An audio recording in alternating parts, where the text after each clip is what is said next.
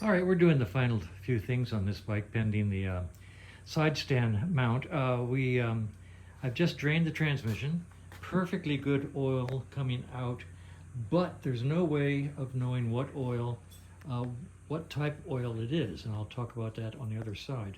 We just put in fresh 20 weight fork oil in both sides, so that's done. The primary oil looks great as is. It doesn't need anything special. It can use anything from ATF to engine oil. So the oil in there is nice and clean, has a good level. We're going to leave it alone. But let's talk about the oils that I use while we're doing this.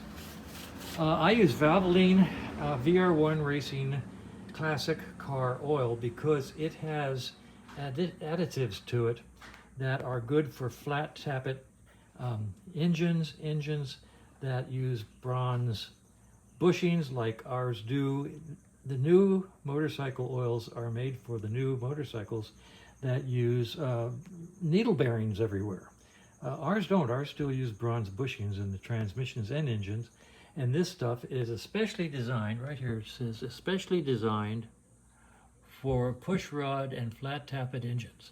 So I use it in my motorcycles because I like those additives.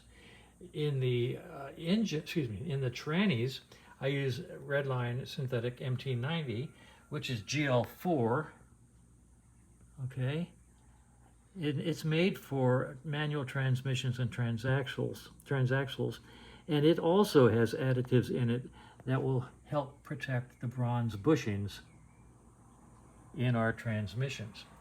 Fork oil, I use Delray, or basically, I'm not too critical on fork oil. I buy the Delray 20 because it's available. 20 is a nice compromise between 15 and 30. 20 works. Never had anybody say it doesn't. So I just stay with 20 weight oil in the forks. That's where we are. I just drained the tranny over there and found that somebody had a steel washer on it.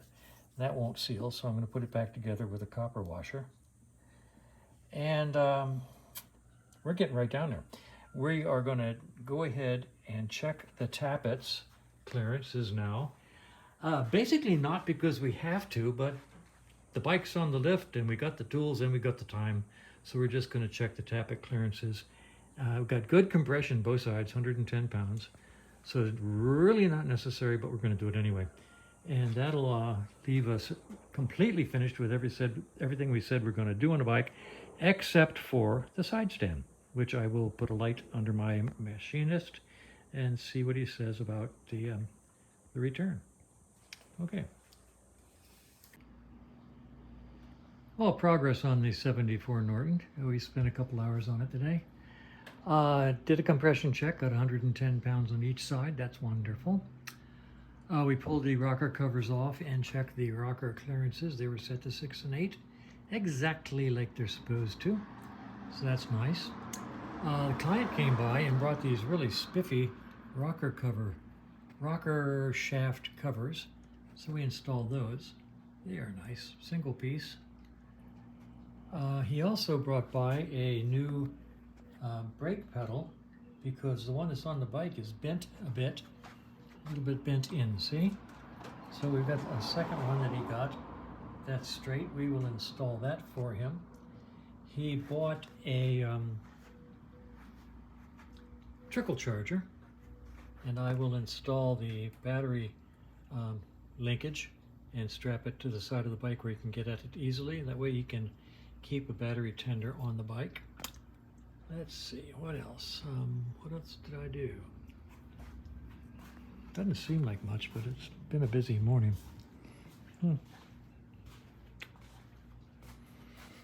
Oh, we drained the oil out of the forks and replaced it. Drained the oil out of the transmission and replaced it. Checked the oil in the primary and it's fine. And the engine oil we filled just the other day, so that's fine. So all the oils have been changed. I went around the bike with a little touch-up paint, and every place that was slightly defective, I touched that up with a little black paint, so it looks good. Good 10-foot touch-up. Don't get closer than 10 foot, it looks great. Bottom line, the bike is in really good condition. We're waiting on the side stand. I will put the new brake pedal on, and I will install the connector to the battery for the battery tender. So that's about where we are today.